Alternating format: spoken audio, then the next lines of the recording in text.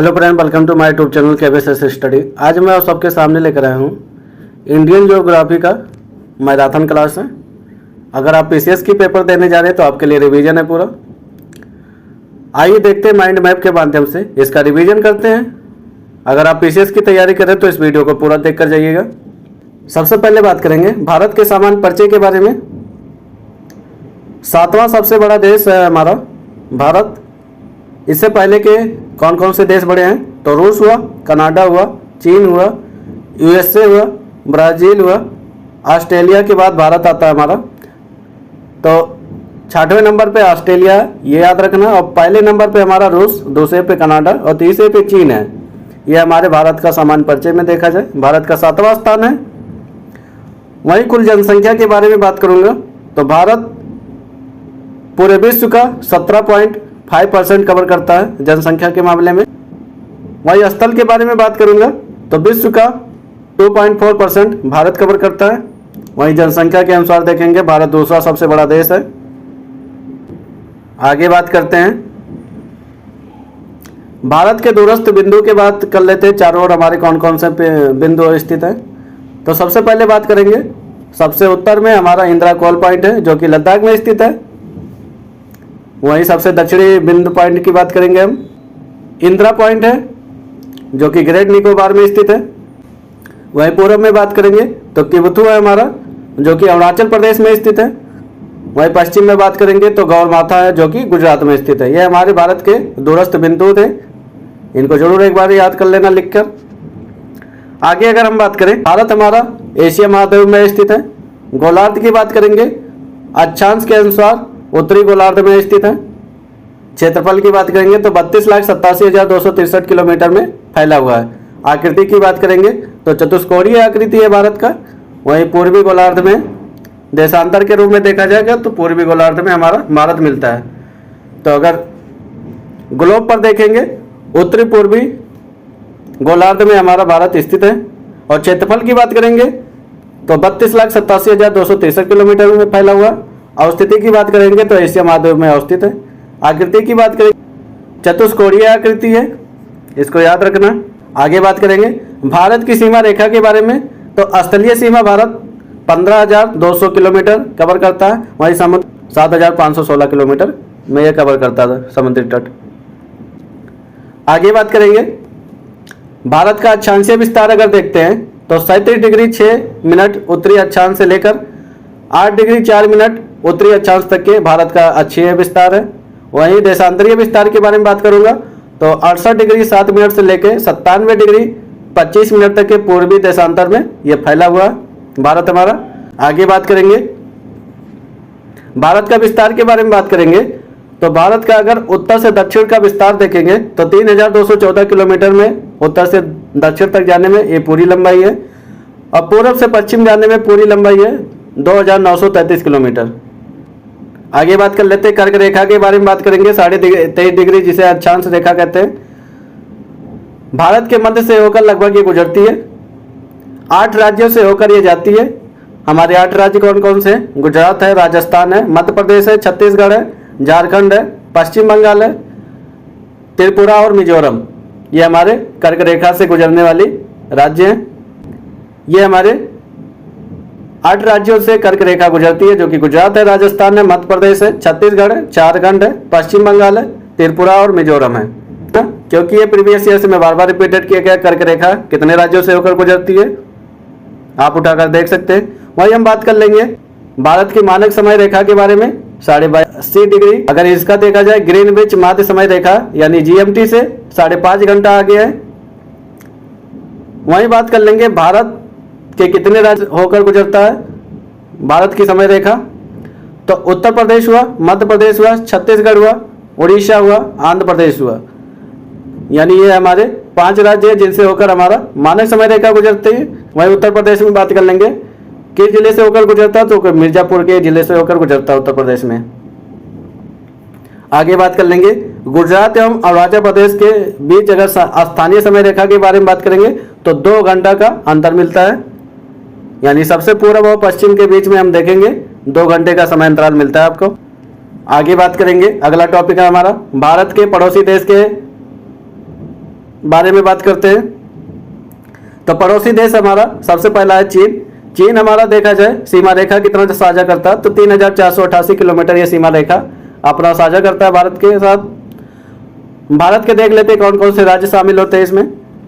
लद्दाख हुआ, हिमाचल प्रदेश हुआ, उत्तराखंड हुआ, सिक्किम हुआ, अरुणाचल प्रदेश हुआ। यानी इतने राज्यों के साथ हमारा चीन के बाउंड्री शेयर होता है। याद रखना बाउंड्री से हर बार पूछा गया क्वेश्चन है, प्रीवियस ईयर उठाकर देख सकते हैं।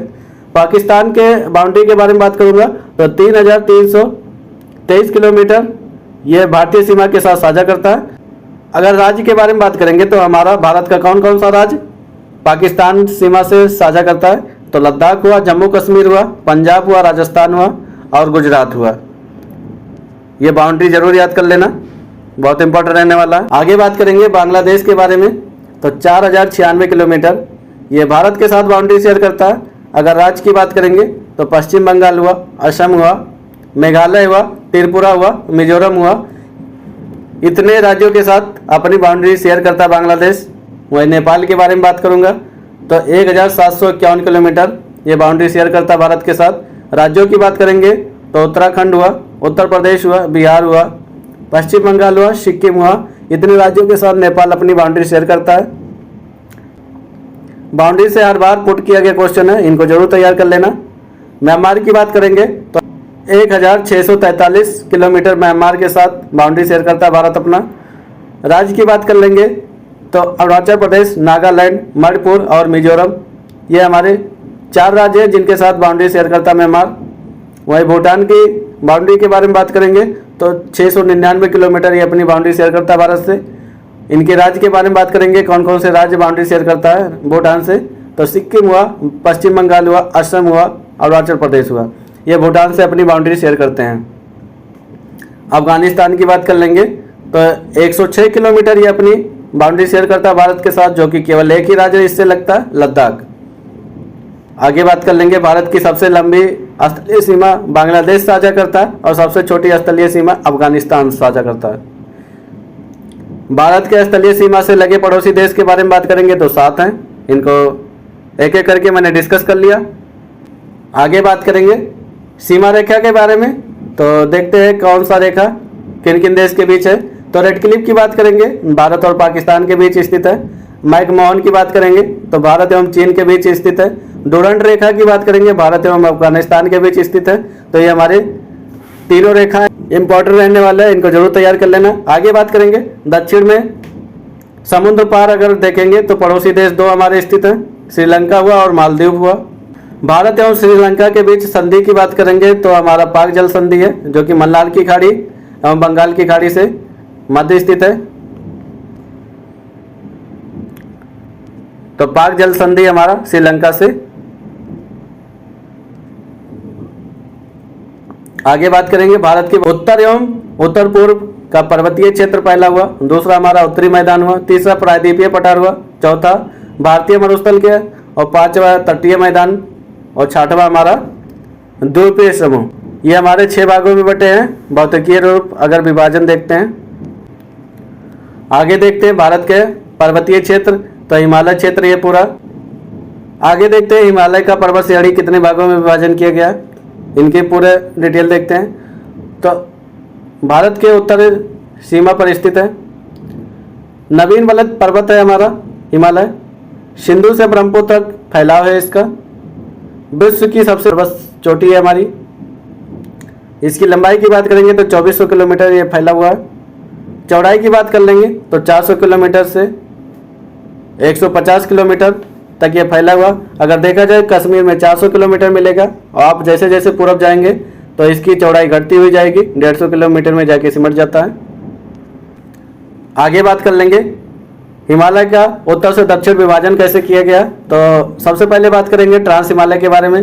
दूसरा नंबर हमारा महान हिमालय, तीसरा हुआ निम्न हिमालय या लघु हिमालय बोलते हैं, और चौथा हुआ वायु हिमालय या शिवालिक हिमालय। आइए अब एक एक करके डिस्कस कर लेते हैं। सबसे पहले बात करेंगे ट्रांस हिमालय के बारे में या तिब्बत हिमालय इसे भी कहते हैं। तो इनका पर्वत श्रेणी की बात कर लेते हैं। इसमें कौन कौन से पर्वत श्रेणी स्थित है हमारे, तो काराकोरम हुआ, लद्दाख हुआ, जास्कर हुआ, यह सब हमारे ट्रांस हिमालय के पार्ट है। हिमालय की सबसे प्राचीन श्रेणी हमारा ट्रांस हिमालय है। विस्तार की बात कर लेंगे तो पश्चिम से पूर्व अगर देखेंगे 1000 किलोमीटर में फैला हुआ, और चौड़ाई की बात कर लेंगे लगभग 40 किलोमीटर की चौड़ाई इसकी मिलती है ट्रांस हिमालय की हमारी। अगर इसका विस्तार के बारे में बात करेंगे तो सिंधु नदी का उद्गम कैलाश के उत्तरी ढाल से होता है, यानी अगर देखा जाए सिंधु नदी का उद्गम स्थल भी हिमालय पर्वत श्रेणी पर ही है। देखा जाए कैलाश मानसरोवर झील वहीं पर स्थित है, वहीं से हमारा सिंधु नदी का उद्गम होता है। अगर देखा जाए विश्व की दूसरी तथा भारत की सबसे ऊंची चोटी K2 गाडविन ऑस्टिन जिसे हम कहते हैं, तो ये हमारा इसी पर्वत पर स्थित है, ट्रांस हिमालय पर ही। ये ट्रांस हिमालय के जितने भी इंपॉर्टेंट फैक्ट है इनको जरूर लिख के याद कर लेना। आगे बात कर लेंगे महान हिमालय या आंतरिक हिमालय के बारे में बात करेंगे, या हिमाद्री की बात करेंगे। इन्हीं के कई नाम हैं। सबसे अधिक सशक्त श्रृंखला यही है हमारा। और इसकी प्रमुख चोटियाँ के बारे में बात करेंगे तो माउंट एवरेस्ट हमारा महान हिमालय पर ही स्थित है, जिसकी ऊंचाई की बात कर लेंगे 8,848 मीटर इसकी ऊंचाई मिलती है, जो कि नेपाल में स्थित है। विश्व की सर्वोच्च ऊंची चोटी मानी जाती है। वहीं कंचनजंगा की बात कर लेंगे तो 8,598 मीटर इसकी ऊंचाई मिलती है। ये दोनों ही हमारे महान हिमालय पर स्थित पर्वत श्रेणी हैं। आगे बात कर लेंगे इसका निर्माण के बारे में बात करेंगे तो क्रोड ग्रेनाइट से निर्मित है ये पूरा हमारा महान हिमालय। औसत ऊंचाई की बात करेंगे तो 6000 मीटर होगा, ना कि किलोमीटर होगा। 6000 मीटर इसकी औसत ऊंचाई मिलती है। विस्तार की बात कर लेंगे तो इसकी लंबाई की बात करेंगे तो 2400 किलोमीटर, और चौड़ाई की बात कर लेंगे तो 25 किलोमीटर इसकी चौड़ाई मिलती है महान हिमालय की। अगली चोटी की बात करेंगे हम लघु हिमालय या मध्य हिमालय के बारे में बात करूंगा। इसके निर्माण के बारे में बात करेंगे। अत्यधिक संपीड़ित एवं परिवर्तित शैलों से यह निर्मित है हमारा। ऊंचाई की बात करेंगे तो 3700 से लेकर 4500 मीटर इसकी ऊंचाई मिलती है। औसत ऊंचाई की बात करेंगे तो ये 4500 एवरेज जाती है इसकी औसत ऊंचाई, और चौड़ाई की बात कर लेंगे तो 50 किलोमीटर इसकी चौड़ाई मिलती है लघु हिमालय की हमारी। प्रमुख घाटियां की बात कर लेंगे हमारी कौन कौन सी घाटियां लघु हिमालय में स्थित है तो कश्मीर की घाटी, कुल्लू की घाटी और कांगड़ा की घाटी हमारा लघु हिमालय में ही स्थित है। पहाड़ी नगरों के बारे में प्रसिद्ध है हमारा ये पूरा। प्रमुख पर्वत श्रेणियां के बारे में बात करेंगे तो पीर पंजाल हुआ, धौलाधर हुआ और महाभारत हुआ। ये तीन हमारी श्रेणी इसी पर स्थित है लघु हिमालय पर, इनको जरूर याद कर लेना। अगर देखा जाए 2024 के PCS में पूछा गया था, इनकी हाइट के बारे में पूछा गया था, जितनी भी श्रेणियाँ हमारे हैं हिमालय पे, तो हाइट जरूर देख लेना। आगे बात करेंगे बाह्य हिमालय या शिवालिक हिमालय के बारे में, तो इसका निर्माण की बात करेंगे। नदियों द्वारा लाए गए अवसादों से इसका निर्माण हुआ बाह्य हिमालय का। ऊंचाई की बात कर लेंगे तो 900 से 1100 मीटर इसकी औसत ऊंचाई मिलती है। वहीं चौड़ाई की बात कर लेंगे तो 10 से 50 किलोमीटर इसकी चौड़ाई मिलती है। आगे बात करेंगे हिमालय की यह बाह्य श्रृंखला मानी जाती है। अगर देखा जाए इसमें हमारी कौन कौन सी प्रसिद्ध दून है तो देहरादून हुआ, कोटली दून हुआ, पाटली दून हुआ, ये सब हमारे बाह्य हिमालय में स्थित दून है। दून अगर देखा जाए तो लघु हिमालय एवं शिवालिक हिमालय में बीच स्थित है। लंबोद घाटी एक जो कि इसी को दून बोला जाता है। हमारा फिगर है, इनको जरूर देख लेना। आगे बात करेंगे हिमालय का प्रादेशिक पश्चिम से पूर्व विभाजन कैसे किया गया। तो प्रादेशिक विभाजन के बारे में बात करूंगा तो सबसे पहले हमारा पंजाब हिमालय, दूसरा है कुमायूं हिमालय, तीसरा नेपाल हिमालय, चौथा असम हिमालय। ठीक है। आगे बात करेंगे पंजाब हिमालय का विस्तार देखेंगे तो सिंधु से लेकर सतलज तक इसका विस्तार मिलता है। कुमायूं हिमालय का विस्तार देखेंगे तो सतलज से काली तक के इसका विस्तार मिलता है। नेपाल हिमालय के बारे में बात करेंगे तो काली से तीस्ता तक इसका विस्तार मिलता है। असम हिमालय के बारे में बात करेंगे तीस्ता एवं ब्रह्मपुत्र नदी के बीच इसका विस्तार मिलता है। आगे बात कर लेंगे लंबाई के बारे में तो पंजाब हिमालय का लंबाई देखेंगे तो 500 किलोमीटर फैला हुआ है। कुमायूं हिमालय का बात कर लेंगे तो 320 किलोमीटर तक इसकी लंबाई मिलती है। नेपाल हिमालय की बात कर लेंगे तो 800 किलोमीटर तक इसकी लंबाई मिलती है। असम हिमालय की बात कर लेंगे तो 720 किलोमीटर तक इसकी लंबाई मिलती है। ये हमारे हिमालय प्रादेशिक विभाजन थे पश्चिम से लेकर पूर्व तक, इनको क्रम लगाने को देता है। आगे बात कर लेंगे तो भारत की प्रमुख घाटियाँ के बारे में। तो घाटी हम देखते कौन सी घाटी कहाँ पर स्थित है तो नुब्रा और मुरखा घाटी की बात कर लेंगे तो हमारा लद्दाख में स्थित है। कुल्लू हुआ, कांगड़ा हुआ, चंबा हुआ, सांगला हुआ, लाहौल स्पीति हुआ, यापिन वैली हुआ, ये सब हमारे हिमाचल प्रदेश में स्थित प्रमुख घाटियाँ हैं। वहीं नेलांग हुआ, फूलों की घाटी हुआ, ये सब हमारे उत्तराखंड में स्थित घाटियाँ हैं। यूथांग हुआ, ये हमारा सिक्किम में स्थित घाटियाँ हैं। नेवरा हुआ, ये हमारा पश्चिम बंगाल या दार्जिलिंग में स्थित घाटियाँ हैं। यह घाटियों से पूछा गया क्वेश्चन है। तो अगर देखा जाए घाटियों से भी क्वेश्चन प्रीवियस ईयर से मैं बार बार रिपीटेड किया है, तो आप ये पूरा देखेंगे क्विक रिवीजन के माध्यम से ये पूरा हम लिए, तो इसमें केवल इंपॉर्टेंट पॉइंट ही ऐड किए हैं। तो इन सभी को एक बार जरूर तैयार कर लेना। और आप सबको अगर वीडियो अच्छा लग रहा हो लाइक करें, शेयर करें और लोगों तक। आगे बात करेंगे शांत घाटी, तो हमारा केरल में स्थित है। जुकू घाटी की बात कर लेंगे तो नागालैंड में स्थित है। चुम्बी घाटी की बात कर लेंगे तो सिक्किम में स्थित है। चुम्बी घाटी की बात कर लेंगे तो सिक्किम में स्थित है, जो कि भारत, भूटान और चीन के मिलन पॉइंट पर स्थित है चुम्बी घाटी। बराक घाटी की बात कर लेंगे तो असम में बराक नदी पर ये स्थित है। अराकू घाटी की बात कर लेंगे तो विशाखापट्टनम में ये स्थित है। ये सब हमारे भारत की प्रमुख घाटियाँ थी, इनको जरूर तैयार कर लेना। आगे बात कर लेंगे भारत के प्रमुख हिमनद के बारे में बात करते हैं। हिमाचल प्रदेश में स्थित हिमनद है हमारा बड़ा सिगरी हुआ, छोटा सिगरी हुआ, सोना पानी हुआ, ये सब हमारे हिमाचल प्रदेश में स्थित हिमनद थे। उत्तराखंड में स्थित हिमनद के बारे में बात करूंगा तो गंगोत्री हुआ, यमुनोत्री हुआ, मिलाप हुआ या पिंडारी हुआ, ये सब हमारे उत्तराखंड में स्थित प्रमुख हिमनद है।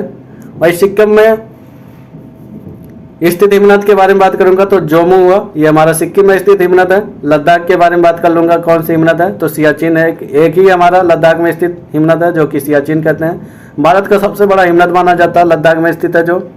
आगे बात कर लेंगे भारत के प्रमुख दर्रे के बारे में, तो दर्रा देख लेते हैं। इनकी अवस्थिति के बारे में बात करते हैं तो काराकोरम हुआ, खारदुलंगला हुआ, जोजिला हुआ, चांगला हुआ, ये सब हमारे लद्दाख में स्थित प्रमुख दर्रे हैं।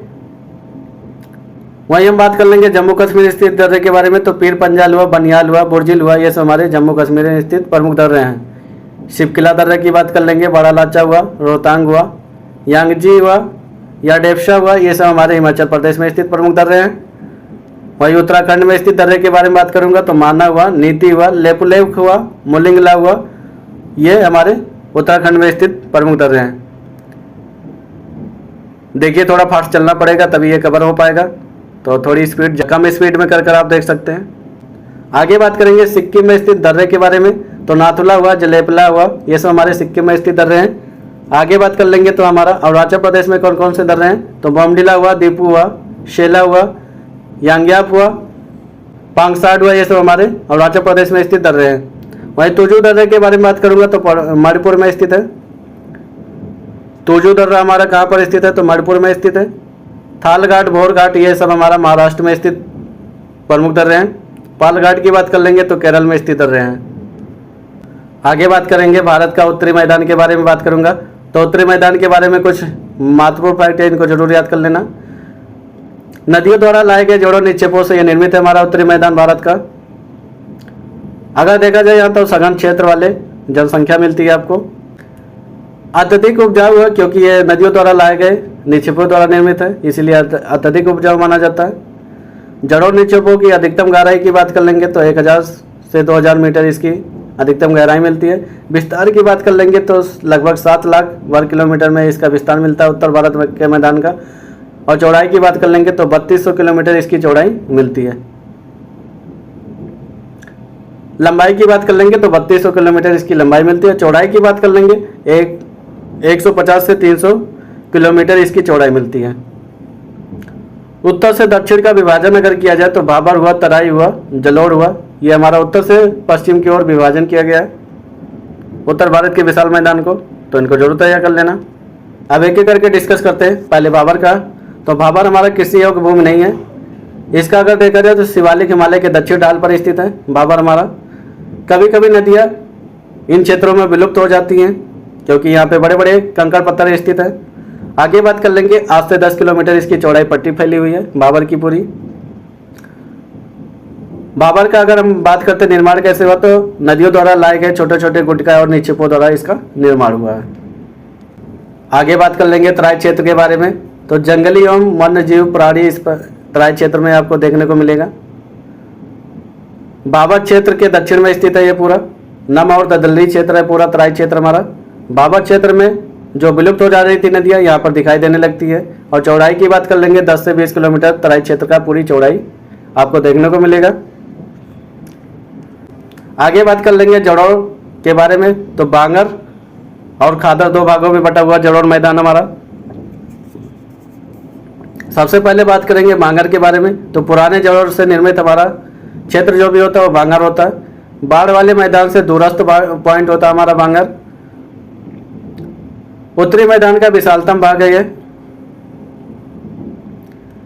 अगर इनकी मृदा में देखा जाए तो मृदा में चूनेदार निक्षेप कंकड़ पत्थर दिखते हैं। खादर की बात कर लेते हैं। खादर हमारा नवीन जड़ोड़ से निर्मित हमारा यह पूरा मैदान है। अगर इनका क्षेत्र के बारे में बात करेंगे तो बाढ़ वाले मैदान में स्थित होते हैं। अगर इनका बात कर लेंगे तो प्रतिवर्ष पुनर्निर्माण होता है इनका खादर का। और खादर देख लेते हैं फसलों के लिए अत्यधिक उपजाऊ माने जाते हैं। आगे बात कर लेते हैं उत्तरी भारत के मैदान का सामान्य विभाजन कैसे हुआ। पंजाब के मैदान का बात कर लेते हैं। सिंधु एवं इनकी सहायक नदियों द्वारा पंजाब मैदान का निर्माण हुआ। गंगा मैदान का निर्माण कैसे हुआ। गंगा एवं इनकी सहायक नदियों द्वारा लाए गए निक्षेपों से इनका गंगा मैदान का निर्माण हुआ। और ब्रह्मपुत्र मैदान के बारे में बात करूंगा तो ब्रह्मपुत्र और इनकी सहायक नदियों द्वारा लाए गए निक्षेपों द्वारा ही इनका मैदान का निर्माण हुआ है। आगे बात कर लेते हैं गंगा के क्षेत्र के बारे में। तो हरियाणा हुआ, दिल्ली हुआ, उत्तर प्रदेश हुआ, बिहार हुआ, झारखंड हुआ एवं पश्चिम बंगाल, ये सब हमारे गंगा के मैदान माने जाते हैं। और ब्रह्मपुत्र के मैदान अगर देखेंगे सबसे ज़्यादा असम में इसका विस्तार मिलता है। और वहीं हम बात कर लेंगे सिंधु के मैदान के बारे में तो सबसे ज़्यादा पंजाब में आपको देखने को मिलता है। आगे बात कर लेते हैं प्रायद्वीपीय पठार के बारे में। तो प्रायद्वीपीय पठार के फैक्ट के बारे में बात करेंगे तो इंपॉर्टेंट फैक्ट हमारे कौन कौन से हैं। तो उत्तर में देखेंगे दिल्ली से कटक तक के इसका विस्तार मिलेगा। तो पूर्व में देखेंगे तो राजमहल की पहाड़ियां तक के आपको देखने को मिलेगा। पश्चिम में देखेंगे गिर की पहाड़ियां तक के। दक्षिण में देखेंगे इलायची कार्डमम पहाड़ियां तक के इसका विस्तार मिलता है। अगर देखा जाए प्रायद्वीपीय पठार का निर्माण के बारे में बात करेंगे तो पुराने क्रिस्टल आग्नेय हुआ, रूपांतरित हुआ, शैलों से ये पूरा निर्मित है। तो अगर देखा जाए प्रायद्वीपीय पठार का निर्माण कैसे हुआ, आग्नेय और रूपांतरित शैलों द्वारा यह निर्मित है पूरा। आगे बात कर लेते हैं तो प्रायद्वीपीय पठार हमारा पूरा प्राचीनतम एवं स्थिर भूभाग है पूरा गोंडवाना का। अगर देखा जाए इनकी ढलान के बारे में बात करेंगे तो पश्चिम से पूर्व ओर इनकी ढलान मिलती है प्रायद्वीपीय पठार की। तो प्रायद्वीपीय पठार का विभाजन के बारे में बात करेंगे तो सबसे पहले हमारा मध्य उच्च भूभाग जो कि नर्मदा के उत्तर में स्थित है। दूसरा हमारा दक्कन का पठार के बारे में बात करेंगे तो नर्मदा के दक्षिण स्थित भाग को दक्कन का पठार बोलते हैं। वही बात कर लेंगे हम प्रायद्वीपीय पठार का। अगर देखा जाए तो मिट्टी हमारी कैसे मिलती है तो पश्चिम और उत्तर पश्चिम भाग में काली मिट्टी का विस्तार मिलता है। प्रायद्वीपीय पठार की और फैक्ट के बारे में बात करें तो अनेक पठारों का पहाड़ियों से निर्मित है पूरा हमारा प्रायद्वीपीय पठार। प्रायद्वीपीय पठार अगर देखेंगे तो त्रिकोणीय है हमारा पूरा प्रायद्वीपीय पठार। ऊंचाई की बात कर लेते हैं तो इसकी मैक्सिमम ऊंचाई आपको 600 से 900 मीटर इसकी मैक्सिमम ऊंचाई मिलती है। ये सब हमारे प्रायद्वीपीय पठार के इंपॉर्टेंट फैक्ट थे। आगे बात कर लेते हैं मालवा के पठार के बारे में। तो काली मिट्टी की मालवा का पठार है पूरा। पूर्व में बुंदेलखंड और पश्चिम में अरावली तक के इनका विस्तार मिलता है मालवा का पठार का। अगर देखा जाए इनका समग्र ढाल देखते हैं तो उत्तर की ओर मालवा का पठार पूरा समग्र ढाल है पूरा। अगर इनका निर्माण के बारे में बात करेंगे लावा के प्रवाह से इनका निर्माण हुआ मालवा का पठार का। आगे बात करेंगे दक्षिण में बिंदन सेहड़ी तक के इसका विस्तार मिलता है। तो इसके बारे में बात कर लो तो नर्मदा नदी के उत्तर में स्थित है मध्य उच्च भूभाग। दक्कन पठार की उत्तरी सीमा पर स्थित है। अवशिष्ट पर्वतों के उत्कृष्ट उदाहरण है ये। इनकी ऊंचाई की बात कर ले तो 700 से 1000 मीटर इनकी ऊंचाई मिलती है। ढाल की बात कर ले ढाल पश्चिम से पूर्व की ओर ढाल मिलता है। आगे बात कर ले पश्चिम में चौड़ा और पूर्व में संकीर्ण होता गया है। आगे अगर बात कर ले अधिकांश विस्तार मालवा के पठार के क्षेत्र में आपको देखने को मिलेगा मध्य उच्च भूभाग का। आगे अगर बात कर ले मध्य उच्च भूभाग के पूर्वी भाग में बुंदेलखंड और बघेलखंड स्थित हैं। वही हम बात कर लेंगे पूर्वी विस्तार का। तो राजमहल की पहाड़ियाँ एवं छोटा नागपुर के पठार तक इसका विस्तार मिलता है। आगे बात कर ले, पश्चिमी सीमा अरावली पर्वत तक के फैला हुआ है, और दक्षिणी सीमा की बात कर ले तो सतपुड़ा की पहाड़ी तक के, उत्तरी की सीमा बात कर ले तो बिंदन की श्रेणी तक इसका विस्तार मिलता है। आगे डिस्कस करें तो बुंदेलखंड के पठार के बारे में। बुंदेलखंड के पठार के क्षेत्र में देखेंगे तो अर्धशुष्क जलवायु प्रेजेंट है। उत्तर प्रदेश एवं मध्य प्रदेश के मध्य में स्थित है बुंदेलखंड का पठार। ग्रेनाइट और नीच से निर्मित है हमारा बुंदेलखंड का पठार। सघन अपर्दित क्षेत्र है पूरा, लयदार क्षेत्र कृषि योग्य नहीं है पूरा, यानी अगर देखा जाए। आगे अगर डिस्कस कर ले बघेलखंड के पठार के बारे में, तो मैकाल की श्रेणी से उत्तर तक के इसका विस्तार मिलता है बघेलखंड का पठार का। उत्तर में इसके सोन नदी बहती है। इनके निर्माण की बात कर ले तो ग्रेनाइट, चूना पत्थर एवं बलुआ पत्थर से इसका निर्माण हुआ है। उत्तर प्रदेश में बात कर लेंगे तो झांसी और मध्य प्रदेश में इसका विस्तार मिलता है। छोटा नागपुर के पठार के बारे में आगे डिस्कस करें तो उत्तर पूर्व में राजमहल की पहाड़ियाँ तक इनका विस्तार मिलता है। गोंडवाना चट्टान से यह पूरा निर्माण हुआ है इसका। उत्तर पश्चिम में बात कर ले तो सोन नदी का बहाव है। इनका अगर विस्तार करें छोटा नागपुर का पठार का, तो झारखंड, छत्तीसगढ़ एवं पश्चिम बंगाल में इनका विस्तार मिलता है। आगे बात कर ले दामोदर नदी के उत्तर में हजारीबाग का पठार मिलेगा, और उसके दक्षिण में देखें तो रांची का पठार का विस्तार हुआ है। अन्य नाम इनका बात कर ले तो भारत में इनका रूल प्रदेश या पाटभूमि भी कहते हैं। अगर इनको देखा जाए खनिज समृद्ध क्षेत्र, यानी लोहा कोयला आदि से ये पूरा समृद्ध क्षेत्र है। अगर नदी की बात कर ले तो दामोदर नदी, सोरन नदी, उत्तरी कोयल, दक्षिणी कोयल, बराकर नदी का प्रवाह इन क्षेत्रों में है। छोटा नागपुर का पठार खनिज दृष्टि से बहुत महत्वपूर्ण है। आगे बात करें तो दक्कन का पठार के बारे में बात करते हैं, तो उत्तर में सतपुड़ा, मैकाल एवं महादेव की पहाड़ियों तक इनका विस्तार मिलता है। अगर इनका निर्माण की बात कर ले तो बेसाल्ट लावा के अपरदन से अपक्षय से इनका निर्माण हुआ है। आगे अगर बात कर ले दक्कन का पठार के पूर्व भाग में पूर्वी घाट स्थित है, और पश्चिम में पश्चिमी घाट स्थित है। पश्चिम एवं पूर्वी घाट के मध्य में देखेंगे तो नीलगिरी की पहाड़ियाँ मिलती है। आगे डिस्कस करें पश्चिमी घाट के बारे में, तो सतत श्रृंखला इनका पूरा विस्तार मिलता है। पर्वतीय वर्षा इन्हीं क्षेत्रों में आपको देखने को मिलती है। अन्य नाम की बात कर ले तो इन्हें सह्याद्री भी कहा जाता है पश्चिमी घाट को। दक्कन पठार के पश्चिम भाग में यह अवस्थित है पूरा। औसत ऊंचाई बात कर ले तो 1500 मीटर एवरेज है इनकी। पूर्वी घाट से अधिक ऊंचाई है। पश्चिमी घाट की बात कर ले, दक्षिण में अधिक ऊंचा है। सबसे ऊंची चोटी इसकी बात कर ले तो अनाईमुडी है, जो कि 2695 मीटर इनकी ऊंचाई मिलती है, जो कि अन्नामलाई पर स्थित है। दूसरी सबसे ऊंची चोटी की बात कर ले तो दोता बेटा है, जो कि 2633 मीटर ऊंचाई मिलती है, जो कि नीलगिरी पहाड़ी पर स्थित है। आगे अगर बात कर ले अधिकांश प्रायद्वीपीय नदियों का उद्गम इन्हीं क्षेत्रों से हुआ है। पश्चिमी घाट के प्रमुख दर्रे की बात कर ले तो थाल घाट, भोर घाट और पाल घाट प्रमुख दर्रे हैं इनके पश्चिमी घाट में। थाल घाट और भोर घाट महाराष्ट्र में स्थित है, पाल घाट हमारा केरल में स्थित है, तो इनको जरूर तैयार। आगे बात कर लेते हैं पूर्वी घाट के बारे में। औसत ऊंचाई की बात करेंगे तो 600 मीटर इनकी एवरेज ऊंचाई मिलती है। अगर पूर्वी घाट की बात कर ले तो 7 नदियों द्वारा खंडित है। विस्तार की बात कर ले तो महानदी घाटी से नीलगिरी तक इनका विस्तार मिलता है। सबसे ऊंचा शिखर बात कर ले तो महेंद्रगिरी है, 1500 मीटर इनकी अधिक ऊंचाई मिलती है। अगर इनके दक्षिण पश्चिम में बात कर ले तो सेवराय और जवादी की पहाड़ियाँ मिलती है पूर्वी घाट के, तो इनको जरूर याद कर लेना। आगे अगर बात कर लें तो उत्तर पूर्व पठार या मेघालय के पठार के बारे में बात करें तो प्रायद्वीपीय पठार का एक विस्तृत भाग है पूरा। अगर ये देखा जाए यहाँ पर कोयला, लोहा, चूना, पत्थर आदि खनिज पदार्थों से ये पूरा भंडारण है पूरा, यानी अगर देखा जाए खनिज की दृष्टि से उपयोगी है पूरा मेघालय का पठार। आगे अगर बात करें पश्चिम बंगाल के मालदा गैप के कारण ये अलग होता, अलग होने का रीजन यही है, राजमहल की पहाड़ियाँ और मेघालय के पहाड़ियाँ के मध्य में स्थित है। अन्य नाम से बात कर ले तो कार्बी एंगलोंग पठार एवं उत्तर कचार पहाड़ी कहा जाता है इनको। अगर बात करें अधिकतर वर्षा दक्षिण पश्चिम मानसून से प्राप्त होता है यहाँ पर। अगर इनकी बात कर ले तो अति अपर्दित क्षेत्र है पूरा, और पहाड़ी की बात कर ले तो गारो, खासी, जयंतिया पहाड़ियाँ मेघालय में स्थित हैं ये सब। आगे बात कर ले अरावली पर्वत के बारे में।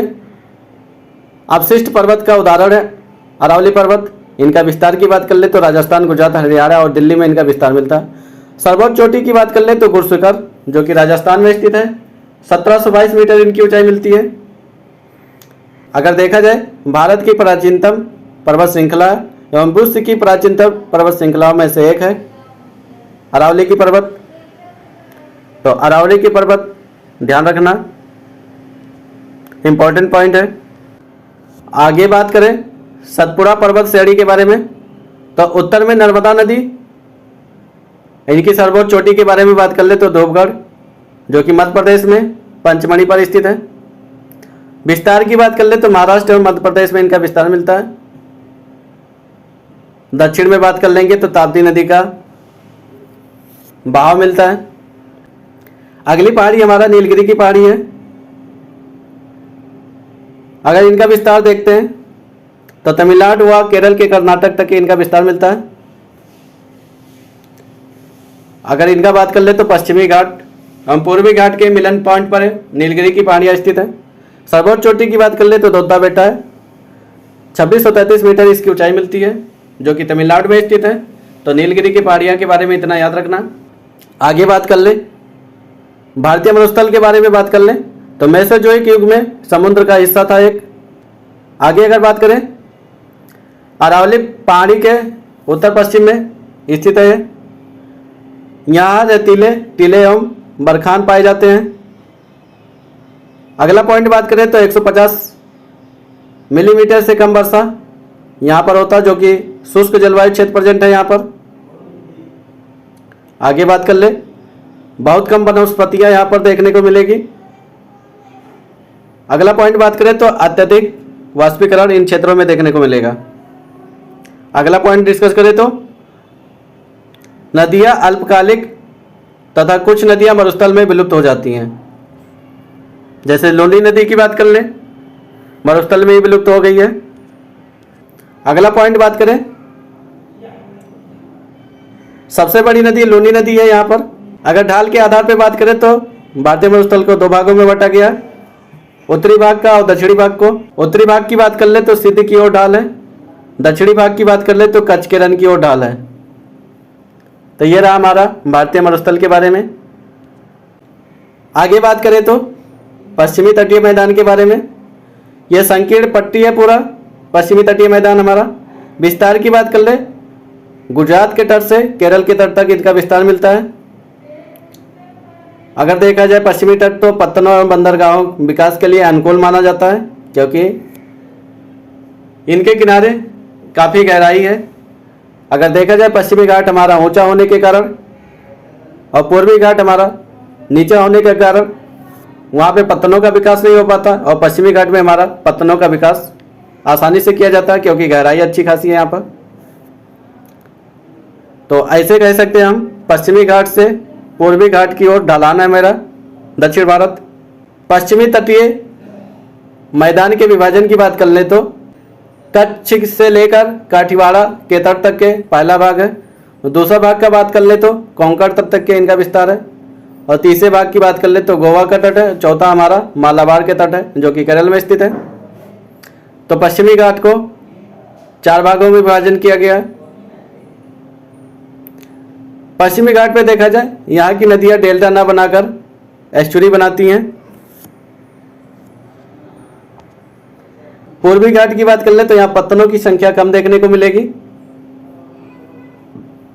पश्चिमी घाट की अपेक्षा।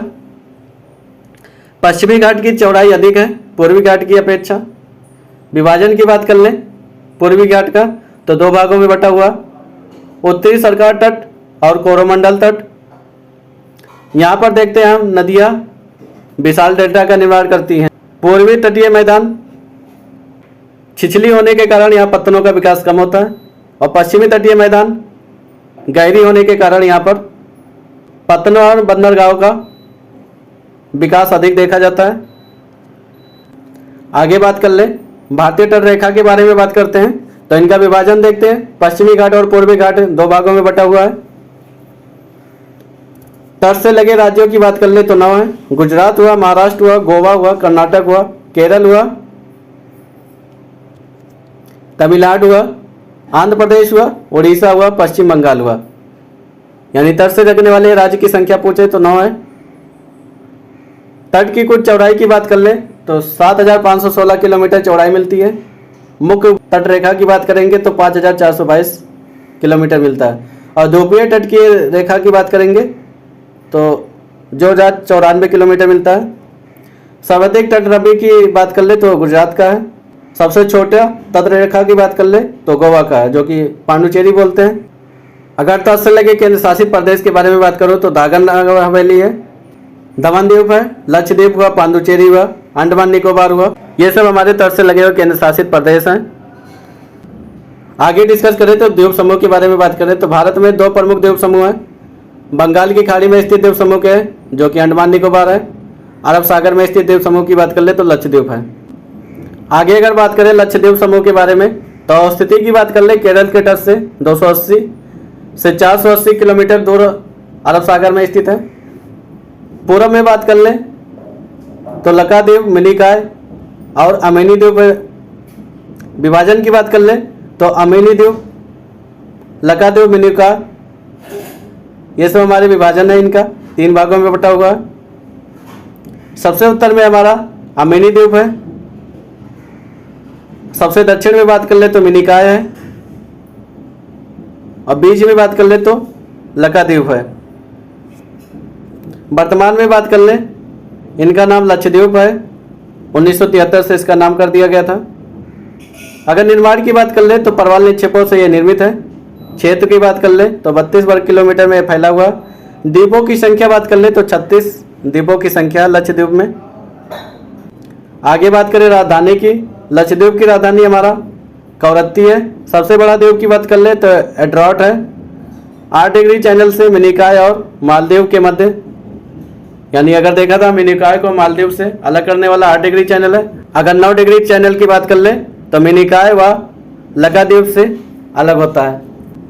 आगे बात करें अंडमान एवं निकोबार द्वीप समूह के बारे में तो द्वीपों की संख्या बात कर ले तो 550 है अंडमान निकोबार द्वीप समूह में। अराकान एवं श्रृंखला दक्षिण विस्तार इनका मिलता है यहाँ पर अंडमान निकोबार में देखा जाए।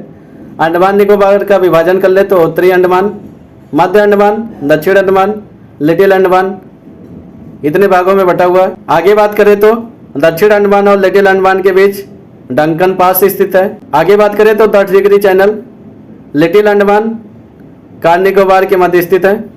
निकोबार की बात कर ले तो निकोबार द्वीप समूह का विभाजन कार निकोबार और ग्रेट निकोबार में हुआ है। ज्वालामुखी की बात कर ले तो बैरन द्वीप सक्रिय ज्वालामुखी अंडमान निकोबार में स्थित है।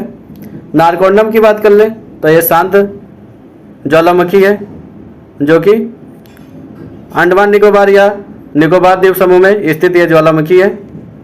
आगे बात करें तो बलुआ पत्थर चूना शैल से पूरा निर्मित है। निकोबार द्वीप समूह का सर्वोच्च चोटी की बात करें तो माउंट थुलियर है, जो कि 642 मीटर इसकी ऊंचाई मिलती है। राजधानी की बात कर ले तो पोर्ट ब्लेयर है, जो कि दक्षिण अंडमान में स्थित है। सर्वोच्च चोटी की बात कर ले अंडमान निकोबार की तो 732 मीटर सैंडल पीक स्थित है, जो कि उत्तरी अंडमान में स्थित है। अगला टॉपिक हमारा है अपवाह तंत्र के बारे में। तो भारतीय अपवाह तंत्र के बारे में बात करें तो हिमालयी अपवाह तंत्र और प्रायद्वीपीय अपवाह तंत्र 2 भागों में बटा हुआ है। हिमालयी अपवाह तंत्र के बारे में बात करो तो सिंधु हुआ, गंगा हुआ, ब्रह्मपुत्र हुआ, यह 3 भागों में बटा हुआ है। अब इनको एक एक करके डिस्कस कर लेते हैं। सिंधु नदी तंत्र के बारे में बात करें तो उद्गम स्थल इनका कैलाश से पर्वत श्रेणी के बोखरचू के निकट हिमनद से इनका उद्गम होता है। कुल लंबाई की बात कर ले तो 2880 किलोमीटर इसकी लंबाई है कुल। और भारत में बात कर ले तो 1114 किलोमीटर भारत में इसकी लंबाई मिलती है। या भारत में हिमालयी नदियों से अगर देखा जाए भारत में या हिमालयी नदियों में सबसे पश्चिमी नदी मानी जाती है। तिब्बत में इनका नाम सिंगी खम्बान या शेरमुख कहा जाता है। दायटस से सहायक नदी के बारे में बात कर ले तो गिलगित हुआ, श्योक हुआ, काबुल हुआ, ये सब दायटस से सहायक नदी है। बायटस से सहायक नदी के बारे में बात कर ले तो पंचनद हुआ, जिसमें सतलज, ब्यास, रावी, चेनाब, झेलम, जास्कर, ये सब नदियाँ सिंधु की सहायक नदियाँ हैं बाएं तट से। आगे बात कर ले, यह कराची के पूर्व में अरब सागर में गिरती हैं। अब इनको एक एक करके डिस्कस कर लेते हैं। झेलम नदी के बारे में बात करें, प्रमुख तटीय शहर श्रीनगर स्थित है झेलम नदी के किनारे। उद्गम स्थल की बात कर ले तो पीर पंजाल सेड़ी के बरीनाग झरने से होता है। सहायक नदी की बात कर ले तो किशनगंगा इनकी सहायक नदी है झेलम नदी का। इनकी मुहाना का बात कर ले तो चिनाब नदी में ये जाके मिल जाती हैं। आगे बात कर ले चिनाब नदी के बारे में तो सिंधु की सबसे बड़ी सहायक नदी है चिनाब नदी। उद्गम स्थल की बात कर ले तो हिमाचल प्रदेश में चंद्रा और बाघा के मिलन से इनका उद्गम होता है। अन्य नाम का बात कर लेते चिनाब नदी का तो चंद्रभागा नदी है। भारत में इसकी लंबाई बात कर ले तो 1180 किलोमीटर भारत में इसकी लंबाई देखने मिलती है। अगली नदी की बात करेंगे रावी नदी। इनके उद्गम स्थल की बात कर ले तो रोहतांग दर्रे के पश्चिम से इनका उद्गम होता है। अगर देखा जाए हिमाचल प्रदेश के चंबा घाटी से इनका बहाव है पूरा। रावी नदी का संगम की बात करें तो चेनाब नदी में है। रावी नदी हमारा हिमाचल प्रदेश के चंबा घाटी से होकर बहती है। ब्यास नदी के बारे में बात कर लें तो उद्गम स्थल का बात करें रोहतांग दर्रे के ब्यासकुंड से इनका उद्गम होता है। कुल्लू घाटी से होकर यह बहती है। हरिके बैराज के पास यह सतलज नदी में जाकर अपना मुहाना बनाती है ब्यास नदी अपना। सतलज नदी के बारे में बात कर ले तो उद्गम स्थल इनका मानसरोवर के निकट राक्षसाल से होता है। तिब्बत में इनको लांगचेन खम्बाम कहते हैं। शिवकिता दर्रे से भारत में प्रवेश करती है। ये पूर्ववर्ती नदी का एक उदाहरण है हमारा सतलज नदी। आगे बात करें गंगा नदी तंत्र के बारे में तो पूर्ववर्ती अपवाह का एक उदाहरण है गंगा नदी तंत्र हमारा। भारत के सबसे बड़े अपवाह तंत्र में से एक है। उद्गम स्थल की बात कर ले तो उत्तराखंड में गौमुख के पास गंगोत्री हिमनद से इनका उद्गम होता है। प्रारंभ में यह भागीरथी के नाम से जानी जाती है। देवप्रयाग में अलकनंदा से मिलने के बाद में यह गंगा कहलाती है। हरिद्वार में मैदानी भाग से प्रवेश करती है। कुल लंबाई की बात कर ले तो 2525 किलोमीटर इसकी लंबाई मिलती है। बाएं तट से सहायक नदियाँ के बारे में बात कर ले तो रामगंगा हुआ, गोमती हुआ, घाघरा हुआ, गंडक हुआ, कोसी हुआ, महानंदा हुआ, ये बाएं तट से सहायक नदियाँ हैं। दाएं तट से सहायक नदियाँ के बारे में बात करें तो यमुना और सोन हुआ। बंगाल की खाड़ी में अपना मुहाना बनाती है। अन्य नाम बात कर ले तो पद्मा और मेघना बंगाल में इनको कहा जाता है। गंगा के पंच प्रयागों के बारे में बात कर ले तो विष्णु प्रयाग अलकनंदा और धौली गंगा के मिलने से होता है। नंद प्रयाग की बात कर ले तो अलकनंदा नंदाकिनी से मिलने से होता है। कर प्रयाग की बात कर ले तो अलकनंदा और पिंडार के मिलने से होता है। रुद्र प्रयाग की बात कर ले तो अलकनंदा मंदाकिनी के मिलने से होता है। देव प्रयाग की बात कर ले तो अलकनंदा भागीरथी के मिलने से देव प्रयाग का निर्माण होता है। इन सभी नदियों में देखा जाए तो अलकनंदा कॉमन है। धौली गंगा के मिलने से विष्णु प्रयाग होता है। नंदाकिनी के मिलने से नंद प्रयाग का निर्माण होता है। पिंडार के मिलने से कर्ण प्रयाग का निर्माण होता है। मंदाकिनी के मिलने से रुद्र प्रयाग का निर्माण होता है। भागीरथी के मिलने से देव प्रयाग का निर्माण होता है। पंच प्रयाग को याद कर लेना। आगे बात करें तो गंगा की सबसे बड़ी सहायक नदी यमुना नदी के बारे में बात करते हैं। तो उद्गम स्थल की बात कर ले तो यमुनोत्री के हिमनद से बंदरपुर से इनका उद्गम होता है। बाएं तट से सहायक नदी के बारे में बात कर ले तो हिंडन हुआ, रिंद हुआ, शेंगर हुआ, बरोड़ा हुआ, ये सब बाएं तट से सहायक नदियाँ हैं। वहीं दाएं तट से सहायक नदी के बारे में बात कर लें तो चंबल हुआ, सिंध हुआ, बेतवा हुआ, केन हुआ, ये सब दाएं तट से मिलने वाली नदियाँ हैं। गंगा की सबसे पश्चिमी एवं सबसे लंबी सहायक नदी तो गंगा की सबसे बड़ी सहायक नदी हमारा यमुना नदी है। आगे बात करें चंबल नदी के बारे में तो उद्गम स्थल की बात कर ले तो जाना पाव की पहाड़ी विंध्याचल श्रेणी से इनका उद्गम होता है। खड्डों से इनका निर्माण होता है चंबल नदी का। आगे बात कर ले तो उत्तर प्रदेश के इटावा में यमुना नदी से विलीन हो जाती है। आगे अगर बात करें तो गंडक नदी के बारे में तो उद्गम स्थल इनका नेपाल हिमालय से होता है। पटना के निकट सोनपुर में गंगा से मिल जाती है गंडक नदी हमारा, तो याद रखना गंडक नदी का मुहाना गंगा नदी है। आगे बात करते हैं घाघरा नदी के बारे में। उद्गम स्थल है माप चुनचुंगो हिमनद से इनका उद्गम होता है। बिहार के छपरा में गंगा नदी से जाकर मिल जाती है। सहायक नदी की बात कर ले तो तिला हुआ, सेती हुआ, बेरी हुआ, शारदा हुआ, ये सब हमारे घाघरा की सहायक नदी है। आगे बात कर ले कोसी नदी के बारे में। तो माउंट एवरेस्ट के उत्तर से इनका उद्गम होता है। बिहार में इसको शोक का नाम से जाना जाता है इस नदी को, क्योंकि ये मार्ग बदलने में प्रसिद्ध है। इनका कोई मार्ग निर्धारण नहीं होता कोसी नदी का। ये पूर्ववर्ती नदी का एक उदाहरण है। बिहार के भागलपुर में गंगा से जाकर यह मिल जाती है कोसी नदी। आगे बात कर रहे रामगंगा नदी के बारे में। तो उद्गम स्थल की बात कर ले, गढ़वाल की पहाड़ी से इनका उद्गम स्थल है। कन्नौज के निकट में जाकर गंगा से मिल जाती है रामगंगा। उत्तर प्रदेश के नजीबाबाद से मैदानी भाग में प्रवेश करती है रामगंगा नदी हमारा। आगे बात कर ले दामोदर नदी के बारे में। तो उद्गम स्थल की बात कर, छोटा नागपुर का पठार से इनका उद्गम स्थल है। यह भ्रंश घाटी से होकर बहती है बंगाल की खाड़ी में। दामोदर नदी को शोक कहा जाता है। हुगली में इनका मिलन हो जाता है दामोदर नदी का। अब मुख्य सहायक नदी की बात करें तो बराकर नदी दामोदर नदी का सहायक नदी है। अगली नदी की बात कर ले तो शारदा या सरयू नदी के बारे में। उद्गम स्थल की बात कर ले तो मिलाम हिमनद नेपाल हिमालय से इनका उद्गम होता है। 12 नेपाल की सीमा बनाती है शारदा नदी हमारा। नेपाल में इनका नाम गौरी गंगा रहता है। अन्य नाम बात कर ले तो काली और चायक इनका अन्य नाम है शारदा या सरयू नदी का। ये सब हमारे गंगा की प्रमुख सहायक नदियाँ थी। और किनका कहाँ से उद्गम होता है ये पूरा डिस्कस कर लिए। आगे शोर नदी के बारे में देखते हैं। उद्गम स्थल की बात कर ले तो अमरकंटक की पठार से इनका उद्गम स्थल है। अमरकंटक पठार के उत्तरी किनारे पर जलप्रपातों का निर्माण होता है। गंगा के दाएं तट से सहायक नदी है ये सोन नदी हमारा। पटना के पश्चिम में आरा में गंगा नदी से जाकर सोन नदी हमारा मिल जाती है। तो याद रखना सोन नदी हमारा गंगा की सहायक नदी है। आगे बात करें महानंदा नदी के बारे में। उद्गम स्थल की बात कर ले तो दार्जिलिंग की पहाड़ी से इनका उद्गम स्थल है जो कि पश्चिम बंगाल में स्थित है। गंगा के बाएं तट से सहायक नदी है ये।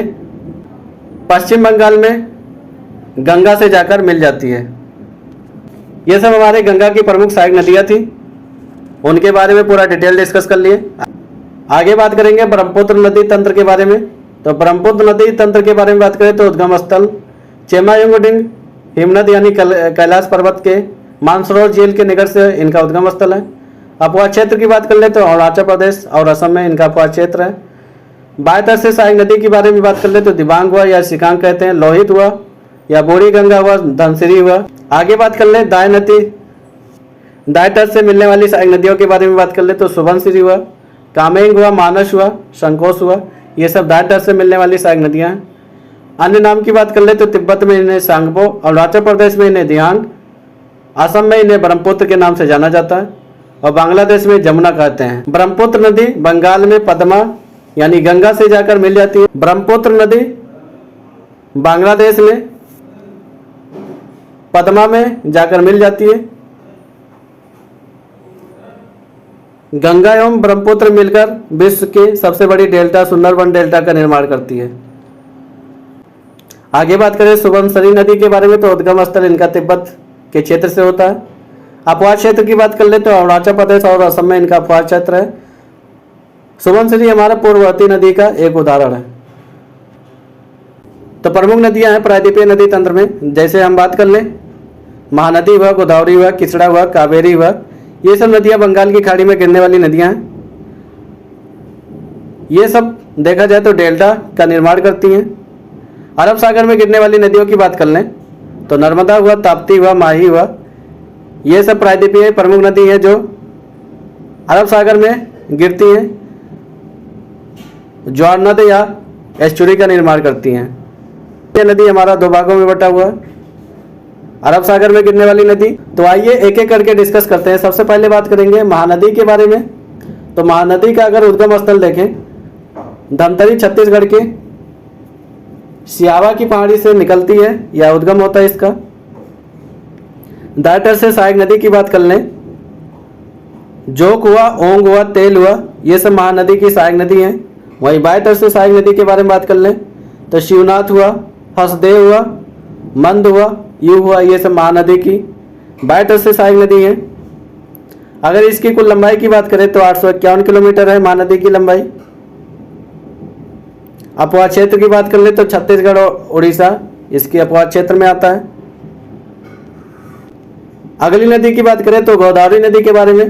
इनके उद्गम स्थल की बात करेंगे तो त्र्यंबकेश्वर नासिक में स्थित पहाड़ी से इसका उद्गम होता है। बाएं तट से सहायक नदी के बारे में बात कर लेंगे। पेनगंगा हुआ, वैनगंगा हुआ, वर्धा हुआ, प्राणहिता हुआ, सबरी हुआ, इंद्रावती हुआ, ये सब गोदावरी की सहायक नदियां हैं बाएं तट से।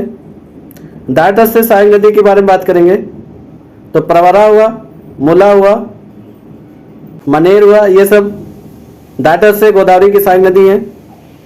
उपनाम बात कर ले गोदावरी का तो दक्षिण गंगा कहा जाता है। गोदावरी नदी पर जलप्रपात का निर्माण होता है। लंबाई की बात कर ले तो 1465 किलोमीटर प्रायद्वीपीय भारत की सबसे बड़ी लंबी नदी मानी जाती है गोदावरी नदी। तो इनको याद रखना, ये प्रमुख फैक्ट है गोदावरी नदी के बारे में। अगली नदी के बारे में बात करेंगे तो किसड़ा नदी हमारी। इनका उद्गम स्थल की बात करेंगे तो पश्चिमी घाट महाबलेश्वर पर्वत से इसका उद्गम होता है। अगर इनकी कुल लंबाई की बात कर ले तो 1401 किलोमीटर इसकी कुल लंबाई है। दाएं तट से सहायक नदी की बात कर ले तो कोयना हुआ, घाट प्रभा हुआ, माल प्रभा हुआ, तुंगभद्रा हुआ, ये सब दाएं तट से मिलने वाली कृष्णा की सहायक नदी है। बाएं तट से कृष्णा की सहायक नदी की बात कर ले तो भीमा हुआ, मूशी हुआ, मनेरू हुआ, ये सब कृष्णा की बाएं तट से सहायक नदी हैं।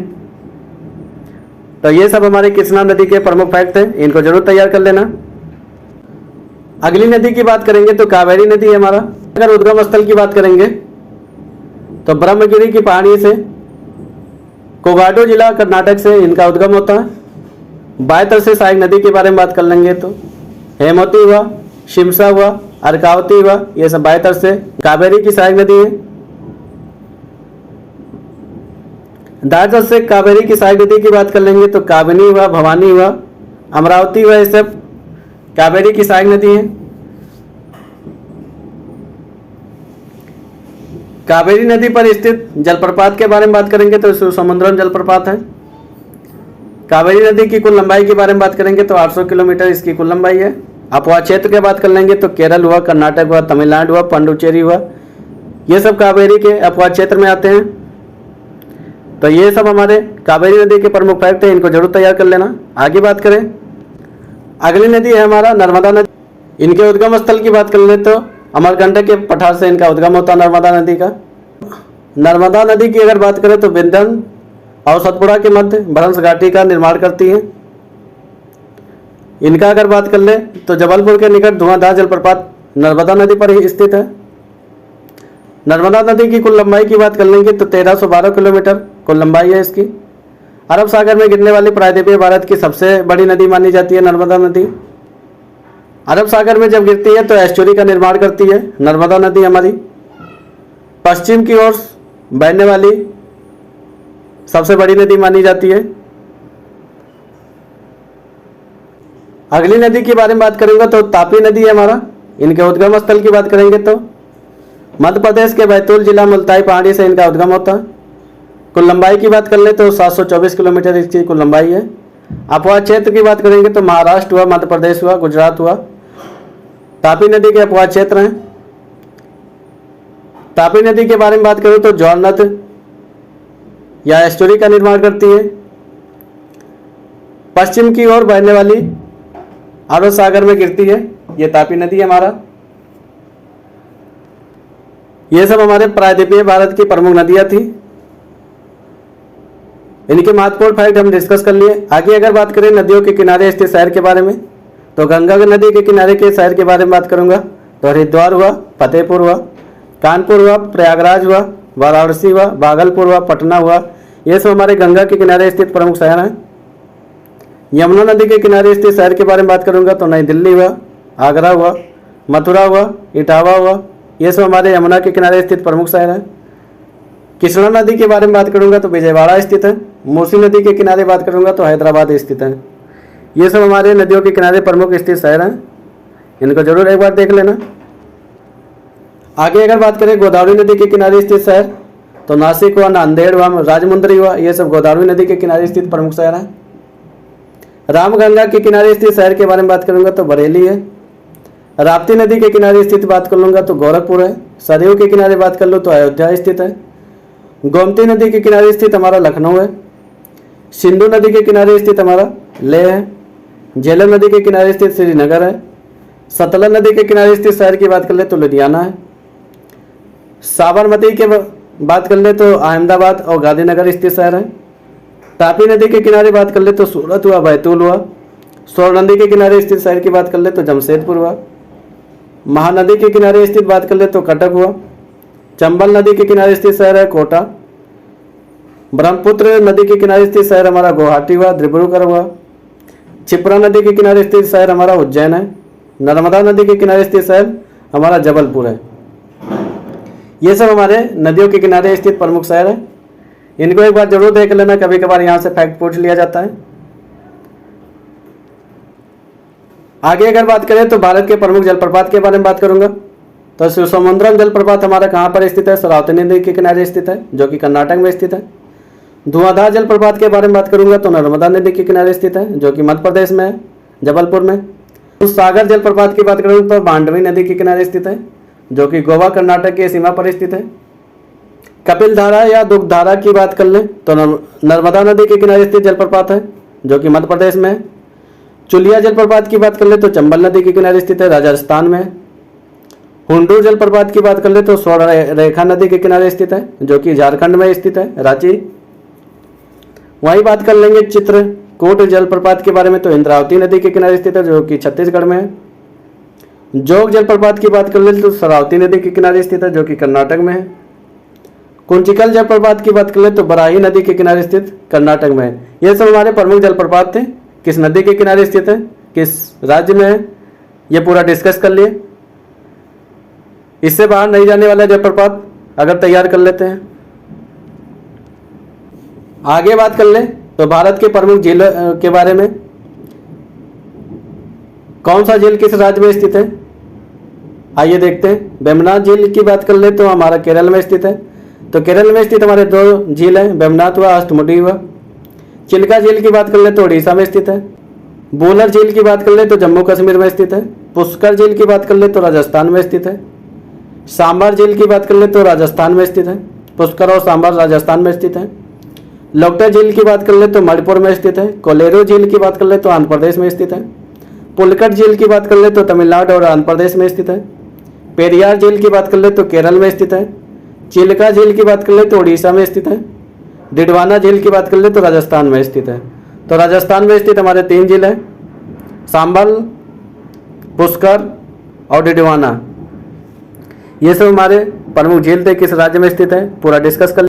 आगे अगर बात करें तो बहुउद्देशीय परियोजना के बारे में बात करते हैं। किस नदी के किनारे स्थित है, किस राज्य में स्थित है। सरदार सरोवर परियोजना की बात कर ले तो नर्मदा नदी के किनारे स्थित है, जो कि गुजरात में है। भाखड़ा नांगल परियोजना की बात कर ले तो सतलज नदी के किनारे स्थित है, जो कि हिमाचल प्रदेश में। शिवसमुद्रम जलप्रपात की बात कर ले तो हमारा कावेरी नदी पर कर्नाटक में स्थित है। यह शिवसमुद्रम जलप्रपात भी है और जल विद्युत परियोजना भी है, दोनों याद रखना। नागार्जुन सागर परियोजना की बात कर ले तो कृष्णा नदी पर स्थित है, आंध्र प्रदेश में है। हीराकुंड परियोजना की बात कर ले तो महानदी पर स्थित है, जो कि उड़ीसा में है। इडुक्की परियोजना की बात कर ले तो पेरियार नदी पर केरल में स्थित है। मैराक्षी परियोजना की बात कर ले तो मैराक्षी नदी पर स्थित है, जो कि बंगाल में स्थित है। माता टीला परियोजना की बात कर ले तो बेतवा नदी पर स्थित है, जो कि उत्तर प्रदेश में है। पोचमपात परियोजना की बात कर ले तो गोदावरी नदी पर स्थित है, तेलंगाना में स्थित है।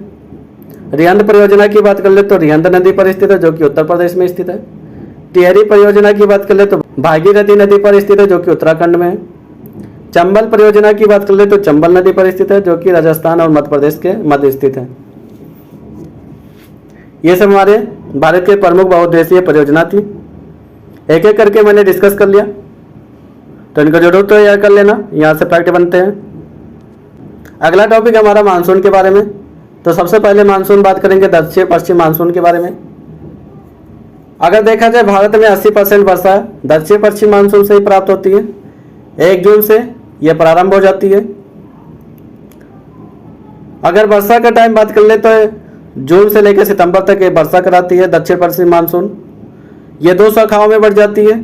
एक बंगाल की खाड़ी की ओर चली जाती है, एक अरब सागर की ओर चली जाती है।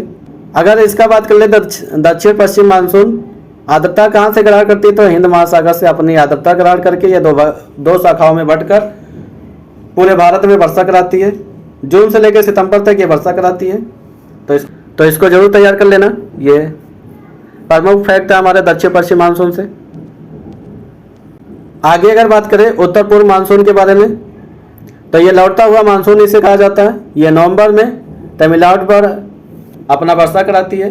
अगर इसकी बात कर ले तो बंगाल की खाड़ी से जलवाष्प ग्रहण करती है, नमी अपनी ग्रहण करती है, जो कि तमिलनाडु के तट पर जाके अपनी वर्षा करा देती है नवंबर के टाइम पर, यानी ये इसे लौटता हुआ मानसून कहा जाता है।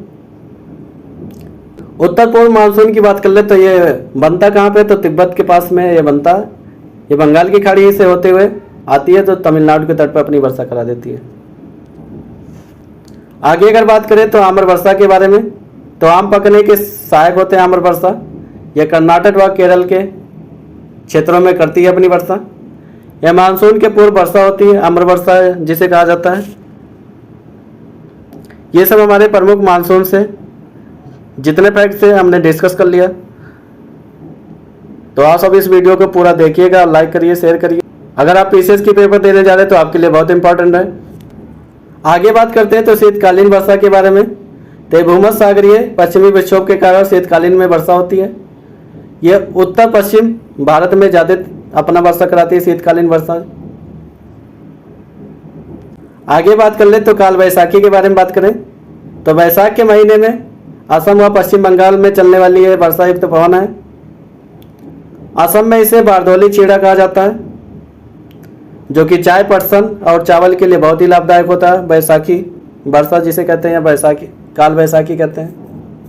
आगे बात कर ले लू के बारे में बात कर लेते हैं। तो यह गर्म और शुष्क पीड़ादायक पवन है। दिल्ली व पटना के बीच तीव्रता इनकी अधिक होती है। उत्तर भारत के मैदान में पंजाब से लेकर बिहार तक चलने वाली ये पवन है। तो ये हमारे लू के बारे में फैक्ट था। फूलों वाली बौछार के बारे में बात कर ले तो केरल व निकटवर्ती तटों पर जैसे कर्नाटक बात कर लें तो कावा उत्पादन क्षेत्रों में ये हेल्प करती है फूलों वाली बौछार। इसे कावा के फूल खिलने में सहायक माना जाता है। तो ये सब हमारे प्रमुख फैक्ट हैं, इनको जरूर तैयार कर लेना। अगला टॉपिक है हमारा मिट्टी के बारे में बात करते हैं। तो काली मिट्टी सबसे पहले बात करते हैं। तो इनका निर्माण अगर करें तो बेसाल्ट लावा से इनका अक्षय अवर्धन से निर्माण हुआ है। इनके क्षेत्र की बात कर ले तो महाराष्ट्र हुआ, मध्य प्रदेश हुआ, गुजरात हुआ, आंध्र प्रदेश, कर्नाटक, इनका ये पूरा क्षेत्र है। ये स्वतः जुताई वाली मिट्टी भी कहा जाती है इन्हें। अगर इसमें देखा जाए तो कौन सी मिनरल की कमी होती है, तो नाइट्रोजन व फास्फोरस हुआ, जैविक पदार्थों की कमी होती है। अन्य नाम बात कर ले तो रेगुर, कपास वाली मिट्टी भी कहा जाता है इन्हें। अधिकता की बात कर ले तो इसमें कौन सी चीज़ की अधिकता होती है, लोहा, चूना, calcium, potash, aluminium, magnesium carbonate, इन सब की अधिकता पाई जाती है इस मिट्टी में। ये सब हमारी काली मिट्टी से प्रमुख फैक्ट है, इनको जरूर तैयार कर लेना। आगे अगर बात करें लेटेराइट मिट्टी के बारे में तो इनका निर्माण की बात कर ले तो उष्णकटिबंधीय वर्षा के कारण इनका निचलन से लेटेराइट मिट्टी का निर्माण होता है। इसमें बात कर ले तो अधिकता लौह ऑक्साइड, एल्युमिनियम ऑक्साइड की मिलती है। ये कम उर्वर माने जाते हैं लेटेराइट मिट्टी। आगे अगर बात करें इसमें कमी किस चीज, नाइट्रोजन हुआ, फास्फेट हुआ, कैल्शियम हुआ या जैविक पदार्थ की इसमें कमी मिलती है लेटेराइट मिट्टी में। क्षेत्र की बात कर ले तो कर्नाटक हुआ, केरल हुआ, तमिलनाडु हुआ, उड़ीसा हुआ, मध्य प्रदेश हुआ, असम हुआ, इन सब क्षेत्रों में लेटेराइट मिट्टी का विस्तार है। अगली मिट्टी की बात कर ले तो जलोढ़ मिट्टी के बारे में या दोमट मिट्टी के बारे में बात कर लें तो इनका निर्माण का बात करें तो नदियों द्वारा लाए गए अवसाद से इनका निर्माण होता है। इसमें अगर बात करें तो अधिकता पोटास की होती है। विस्तार की बात कर ले तो देश के कुल क्षेत्रफल का लगभग 40% भाग में जलोढ़ मिट्टी का विस्तार है। कमी की बात कर ले तो फास्फोरस की कमी पाई जाती है इसमें। आगे अगर बात करें क्षेत्र के बारे में तो उत्तरी मैदान एवं भारत की नदियों की घाटी पर जलोढ़ मिट्टी का विस्तार मिलता है। अगली मिट्टी की बात कर ले तो लाल और पीली मिट्टी के बारे में बात कर लेते हैं। तो इनका क्षेत्र के बारे में बात करूंगा तो उड़ीसा हुआ, छत्तीसगढ़ हुआ, गंगा के मैदान के दक्षिण भाग में ये मिलता है लाल मिट्टी या पीली मिट्टी। ये महीन कण वाली मिट्टी मानी जाती है। इसमें अगर कमी देखते हैं तो नाइट्रोजन, फास्फोरस और ह्यूमस की कमी होती है इसमें। ये जल योजित होने पर पीली हो जाती है। अगर देखा जाए लाल मिट्टी का निर्माण कैसे होता है, जहाँ पर जलयोजित या जल इकट्ठा हो जाता है वहाँ पे मिट्टी पीली पड़ जाती है, वहीं से हमारा पीली मिट्टी का निर्माण हो जाता है। ये सब हमारे भारत के प्रमुख मिट्टी थे। यहाँ से जितने इंपॉर्टेंट फैक्ट बनते हैं हम पूरा डिस्कस कर लिए। आगे अगर बात करेंगे, अगला टॉपिक हमारा प्राकृतिक वनस्पति से। सबसे पहले बात करेंगे वनों के प्रकार के बारे में। तो वन हमारे 4 प्रकार के पाए जाते हैं। सबसे पहला प्रकार है हमारा उष्णकटिबंधीय सदाबहार वन के बारे में बात कर लूँगा। तो ये 20 सेंटीमीटर से अधिक वर्षा वाले क्षेत्र में पाए जाते हैं। क्षेत्र की बात कर लेते हैं तो पश्चिम घाट या पश्चिमी ढाल, उत्तर पूर्व क्षेत्र की पहाड़ियों और अंडमान निकोबार की द्वीप में ये मिलता है। पाए जाने वाले वृक्ष की बात कर लें तो इसमें रोजवुड हुआ, महोगनी हुआ, एनी हुआ, एबनी हुआ, ये सब वृक्ष इसमें शामिल होते हैं सदाबहार वन में। बस भर हरे भर ये दिखाई देते हैं। अगले वन की बात कर लेंगे तो उष्णकटिबंधीय पर्णपाती वन के बारे में बात कर लें, या इसे मानसूनी वन भी कहते हैं। अगर इनको देखा जाए तो 70 से 200 सेंटीमीटर अधिक वर्षा वाले क्षेत्र में पाए जाते हैं। ये 2 प्रकार के होते हैं, एक आर्द्र पर्णपाती वन। तो आर्द्र पर्णपाती वन के बारे में बात करूंगा तो 100 से 200 सेंटीमीटर वाले वर्षा क्षेत्र में मिलेंगे। इनकी क्षेत्र की बात कर ले तो उत्तर पूर्वी राज्य हिमालय के गिरपथ पर, पश्चिमी घाट की पूर्वी ढाल और उड़ीसा पर मिलते हैं। प्रमुख वृक्ष की बात कर ले, इसमें कौन कौन से वृक्ष शामिल होते हैं तो सागौन हुआ, साल हुआ, शीशम हुआ, महुआ हुआ, आंवला हुआ, ये सब वृक्ष उष्णकटिबंधीय पर्णपाती वन में शामिल होते हैं। अगले वन के बारे में बात करूंगा तो शुष्क पर्णपाती वन है हमारा। 70 से 100 सेंटीमीटर वर्षा वाले क्षेत्र में शुष्क पर्णपाती वन पाए जाते हैं। इनके क्षेत्र की बात कर लेंगे तो प्रायद्वीपीय पठार का अधिक वर्षा वाला क्षेत्र उत्तर प्रदेश और बिहार में ये मिलते हैं। पाए जाने वाले वृक्ष की बात कर ले तो तेंदू हुआ, पलाश हुआ, बेल हुआ, खैर हुआ, ये सब वृक्ष इसमें शामिल होते हैं शुष्क पर्णपाती वन में। अगले वन की बात कर लेते हैं तो उष्णकटिबंधीय कांटेदार वन के बारे में। तो 50 सेंटीमीटर से अधिक वर्षा वाले क्षेत्र में ये पाए जाते हैं। 50 सेंटीमीटर से कम वाले वर्षा क्षेत्र में पाए जाते हैं उष्णकटिबंधीय कांटेदार वन। अगर क्षेत्र की बात कर ले तो दक्षिण पश्चिम पंजाब, हरियाणा, राजस्थान, गुजरात, मध्य प्रदेश, उत्तर प्रदेश, ये पूरा इनका क्षेत्र है। पाए जाने वाले वृक्ष की बात कर ले तो बबूल हुआ, खैर हुआ, खजूर हुआ, खैर हुआ, नीम हुआ, खेजड़ी, पलाश, ये सब इनके प्रमुख वृक्ष हैं। आगे अगर बात करें पर्वतीय वन के बारे में तो इनके क्षेत्र के बारे में बात कर लेते हैं। तो हिमालय पर्वत और दक्षिण भारत के पर्वतों के क्षेत्र में पर्वतीय वन पाए जाते हैं। अगर इनके क्षेत्र के बारे में बात करूंगा तो नीलगिरी की, अन्नामलाई और पलानी पहाड़ियों के क्षेत्र में पाए जाते हैं। अगले वन की बात करेंगे तो वेलमचल्ली व अनूप वन हुआ। विस्तार की बात कर ले तो 6740 वर्ग किलोमीटर में फैला हुआ। आर्द्र क्षेत्रों में, डेल्टाई क्षेत्रों में और तटीय क्षेत्रों में वेलमचल्ली या अनूप वन पाए जाते हैं। तो ये सब हमारे वनस्पतियाँ से प्रमुख फैक्ट है, इनको जरूर तैयार कर लेना। आगे बात करेंगे भारत के प्रमुख जनजातियाँ के बारे में। तो उत्तर प्रदेश में पाई जाने वाली जनजातियाँ की बात कर ले तो थारू हुआ, राजी हुआ, खरवार हुआ, बुक्सा हुआ, भोटिया हुआ, ये सब उत्तर प्रदेश में प्रमुख जनजातियाँ पाई जाती हैं। बिहार में जनजातियाँ की बात कर ले कौन कौन सी पाई जाती हैं तो असुर हुआ, बिरहोर हुआ, खरिया हुआ, कोरवा हुआ, यह सब बिहार में पाई जाने वाली प्रमुख जनजातियाँ हैं। झारखंड में पाई जाने वाली जनजातियाँ की बात कर ले तो उराव हुआ, हो हुआ, बिरहोर हुआ, खरवार हुआ, असुर हुआ, बैगा हुआ, भूमिज हुआ, खोंड हुआ, कोरवा हुआ, ये सब झारखंड में पाई जाने वाली प्रमुख जनजातियाँ हैं। मध्य प्रदेश में पाई जाने वाली जनजातियाँ की बात कर ले या छत्तीसगढ़ में कोरवा हुआ, कमार हुआ, सहरिया हुआ, बैगा हुआ, बिरहोर हुआ, ये सब हमारे मध्य प्रदेश और छत्तीसगढ़ में पाई जाने वाली प्रमुख जनजातियाँ हैं। तो जनजातियों से भी क्वेश्चन पूछा जाता है, इनको जरूर तैयार कर लेना। आगे बात कर ले राजस्थान में पाई जाने वाली जनजातियों के बारे में। तो मीणा हुआ, भील हुआ, शायरिया हुआ, रिया हुआ, गरसिया हुआ, दामोर हुआ, पटेलिया हुआ, ये सब प्रमुख राजस्थान में पाई जाने वाली जनजातियाँ हैं। वहीं उत्तराखंड की बात कर लेंगे तो भोटिया हुआ, थारू हुआ, जौनसारी हुआ, बुक्सा हुआ, राजी हुआ। ज़्यादातर जो उत्तर प्रदेश में जनजातियाँ पाई जाती हैं तो वही आपको उत्तराखंड में भी देखने को मिलेगी। वहीं तमिलनाडु की बात कर लेंगे तो कोटा हुआ, इरूलर हुआ, पनियर हुआ, टोंडा हुआ, ये सब हमारे तमिलनाडु में पाई जाने वाली जनजातियाँ हैं। उड़ीसा में पाई जाने वाली जनजातियों की बात कर ले तो बिरहोर हुआ, जुआंग हुआ, बोडो हुआ, खरिया हुआ, ये सब उड़ीसा में पाई जाने वाली प्रमुख जनजातियां हैं।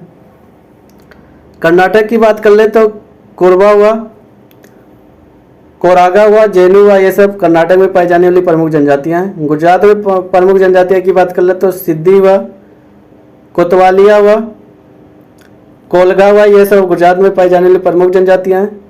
पश्चिम बंगाल में पाई जाने वाली जनजातियों की बात कर ले तो टोटो हुआ, लोधा हुआ, बिरहोर हुआ, ये सब पश्चिम बंगाल में पाई जाने वाली प्रमुख जनजातियां हैं। अंडमान और निकोबार द्वीप समूह में पाई जाने वाली जनजातियों की बात कर लेते हैं सोमपेन हुआ, जारवा हुआ, सेंटलनी हुआ, ओंगे हुआ, ग्रेट इंडमानी हुआ, ये सब हमारे प्रमुख जनजातियां अंडमान निकोबार में पाई जाती हैं।